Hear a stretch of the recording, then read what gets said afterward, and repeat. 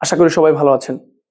গতকালকে পিতামাতার ভরণ-পোষণ সংক্রান্ত একটি ভিডিও পোস্ট করার পরে কমেন্ট সেকশনে এক বন্ধু প্রশ্ন করেছিলেন, যদি কোনো পিতামাতা তার ওয়ারিশগণকে তার প্রাপ্ত সম্পত্তি হতে বঞ্চিত করতে চান, সেক্ষেত্রে আইনগত প্রতিকার কি হবে?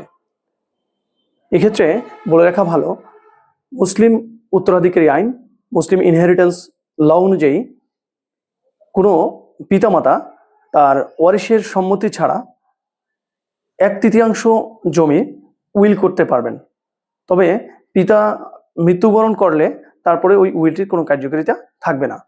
আরেকটি বিষয়, যদি কোনো পিতা তার বৈধ ওয়ারিশ, স্ত্রী এবং সন্তান সন্ততিদের সম্মতি ছাড়া কোনো উইল করে যান, সেটা তার মৃত্যুর পরে অকার্যকর হবে এবং উক্ত সম্পত্তি প্রত্যেক ওয়ারিশের অংশানুক্রমে শরিয়া আইন অনুযায়ী বন্টন হয়ে যাবে। পিতা জীবিত থাকাকালীন যদি তার কোনো ওয়ারিশভুক্ত সম্পত্তি তিনি হেবাদানপত্র দলিল বা হস্তান্তর করে যান আইনগত প্রক্রিয়ায়, তাহলে সেক্ষেত্রে এটি বঞ্চিত সন্তানের দাবি করার সুযোগ থাকবে না। তবে এটি তিনি যখন জানতে পারবেন, তৎক্ষণাৎ তিনি দেওয়ানি আদালতের প্রতিকার চাইতে পারেন। ধন্যবাদ সবাইকে।